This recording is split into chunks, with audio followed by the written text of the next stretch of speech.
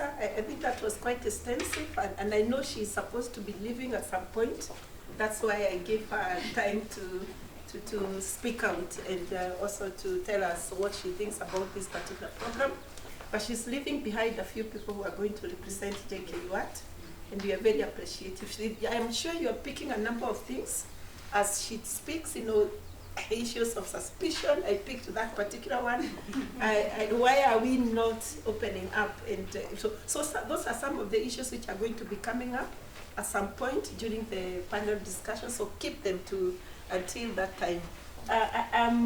We are taking a bit of time because our keynote speaker has not come, so we are eating into that time. So that's why we are giving a little bit more time to the opening remarks. So we have a few people who have joined us, and one of them is Dr. Wansi, who is here, and she's going to say just a few words because she's going to be with us the whole day.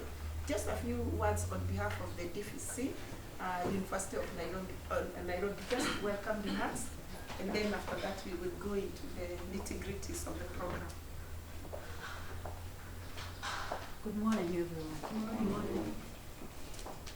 I'll just have a few remarks to make on behalf of the University of Nairobi. I think as University of Nairobi, we are excited to participate in this program, and I think when Anne approached us, we did all we could do to be able to be part and parcel of this program, because we believe it is a good program that is going to bring out issues that will help not just the academia in other universities, but also the University of Nairobi will be able to benefit in terms of knowing the way forward, especially in the area of computing. So RIE stands for Research, Innovation and Enterprise.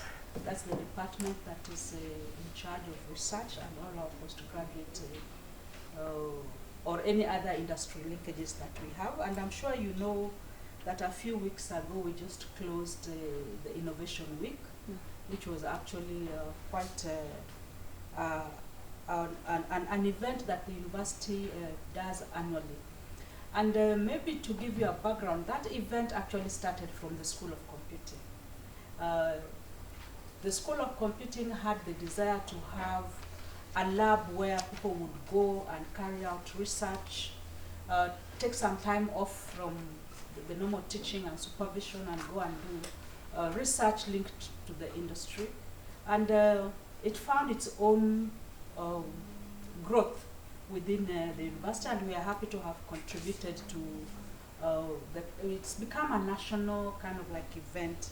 And it's very important because it brings a lot industries to even support the youth who have startups, and a few startups are identified and they are able to be supported.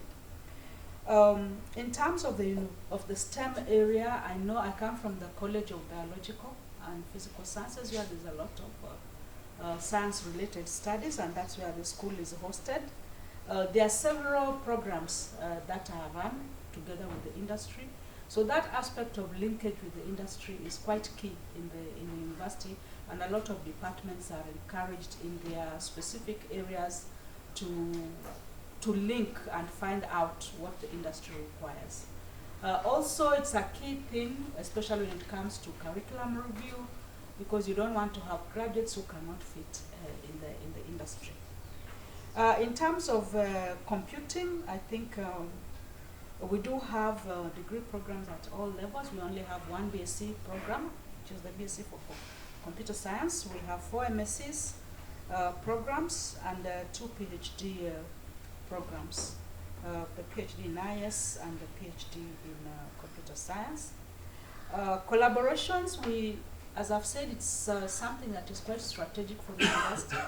And we don't just look at industry. We also want to collaborate with other universities. And so maybe just to illustrate, we actually do collaborate with KCA. We have a project that has been running in terms of student exchange, and we're able to sit down and see how this student exchange is working together with the university in Norway.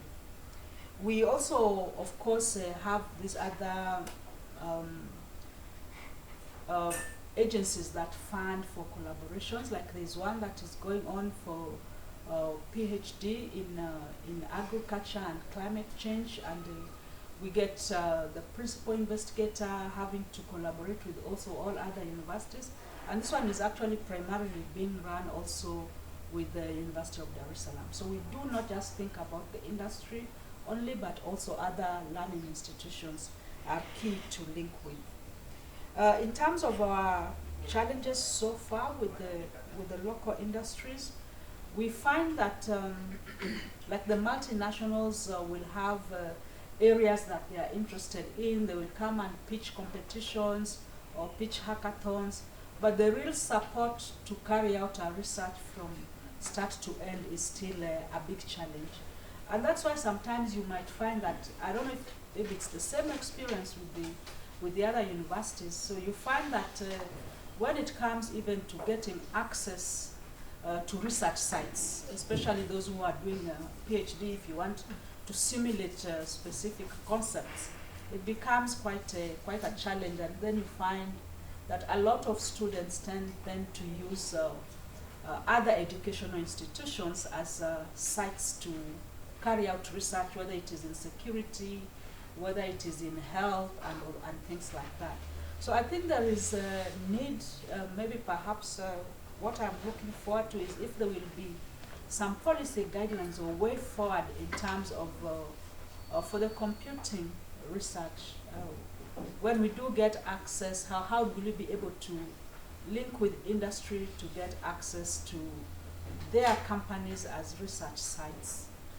But of course we know that some of these have quite confidential data and things like that, and how then do research institutions guide or protect this kind of data that they get, and even kind of like